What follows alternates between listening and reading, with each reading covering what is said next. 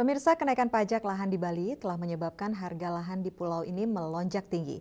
Hal ini berdampak signifikan pada masyarakat lokal, pengembang properti, dan investor. Menurut data yang diperoleh, harga lahan di Bali telah meningkat secara signifikan dalam beberapa tahun terakhir.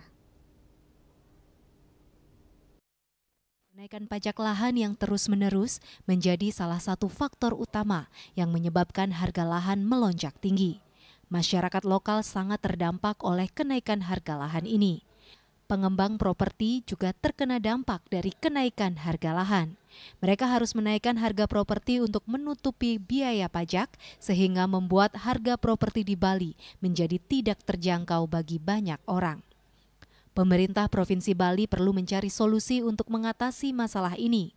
Beberapa opsi yang dapat dipertimbangkan adalah peninjauan kembali kebijakan pajak, insentif untuk masyarakat lokal, dan pengembangan infrastruktur.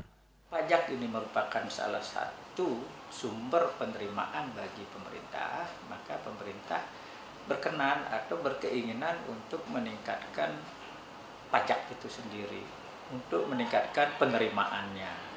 Hanya saja kadang-kadang bahwa peningkatan pajak ini tidak seiring, tidak sejalan dengan peningkatan pendapatan, khususnya yang menengah ke bawah. Sehingga sering sekali terjadi kenaikan-kenaikan pajak itu akan memberatkan masyarakat, terutama menengah ke bawah ini. Nah, sehingga apa yang terjadi saat ini di Indonesia, pemerintah kabupaten kota ini meningkatkan pajaknya cukup tinggi gitu, atau sangat tinggi bagi kalangan masyarakat yang ada di golongan menengah ke bawah itu. Nah, sehingga bagi saya bahwa pajak yang ada di daerah yang ditetapkan oleh pemerintah daerah, khususnya kabupaten dan kota ini, harus memperhatikan beberapa faktor. Salah satu faktornya itu adalah kondisi sosial ekonomi masyarakat menengah ke bawah. Pada saat kondisi masyarakat ekonominya itu melemah, daya belinya rendah, daya belinya menurun karena harga-harga dari barang-barang yang lain itu meningkat, maka pajak ini mesti diatur berapa kenaikannya. Jangan sampai kenaikan pajak ini malah memberatkan masyarakat itu sendiri.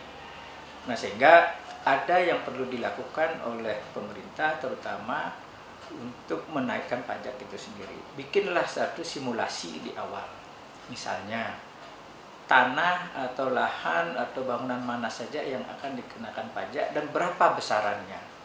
Kemudian perlu diperhitungkan berapa jumlah masyarakat yang menengah ke bawah itu. Kemudian diperhitungkan juga bahwa seperti apa dinamika dari perekonomian yang ada di tingkat global, termasuk di tingkat nasional dan di daerah itu sendiri. Sehingga dari simulasi-simulasi yang dilakukan barulah ditentukan berapa kira-kira besaran pajaknya.